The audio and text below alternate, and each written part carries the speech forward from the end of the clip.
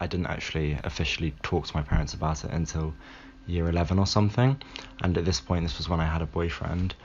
Now, my parents, they are extremely supportive, and like they were nice about it, but even to this day we still don't really speak about it. It's not a massive thing. So, and even like to this day, like my mum still makes jokes like, oh, like, so when are you going to bring home a nice girl? And because a lot of my friends are girls, and whenever they come around, like my mum always makes little jokes, and I know that she is completely fine with it, but I think just sometimes it's, oh, like, I don't know, maybe it'd be easier if I was straight. Social media has obviously had a massive impact on self-image, and especially things like Instagram and Snapchat, where everyone cares about what you look and about what you look like and how many likes you get on a picture.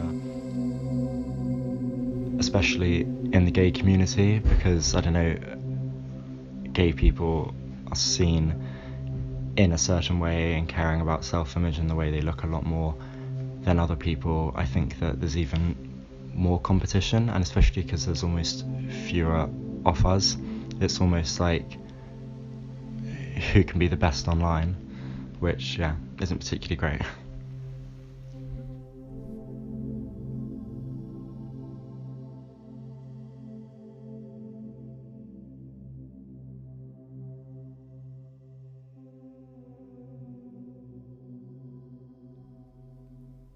It was so intimidating and liberating at the same time. It was really scary at first.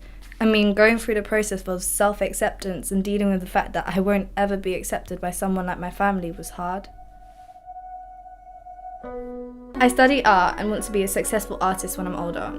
It helps me express myself both about my sexuality and my mental health in a way that I wouldn't otherwise be able to communicate through words. Being lesbian definitely affected my mental health, and not in a good way. I struggled with depression and anxiety, and sometimes it's very hard to cope. I kind of blame myself for being this way, even though I know it'd be easier to accept it, but I can't. Just knowing that there are people out there, people close to me, that would hate me if they knew that I'm lesbian, making me feel so unsafe and miserable. Seeing my straight classmates and relatives on social media sometimes makes me feel bad, because all I see is them posting their relationship all over online. I used to find and connect with other gay people from all over the world. I've made so many friends from America, South Africa, and just to name a few. And the connections we have made are special.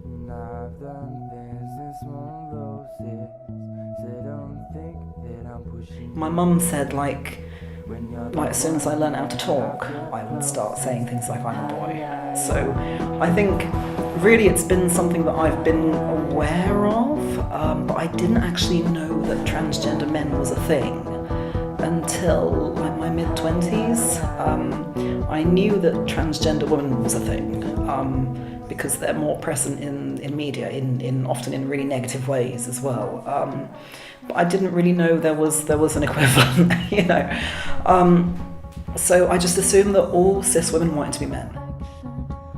I've had like depression and anxiety and anger issues ever since I was little.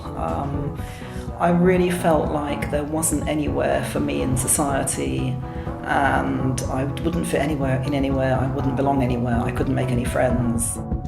Social media was really the first place where I started finding people who were similar to me in other ways, who shared interests similar to mine.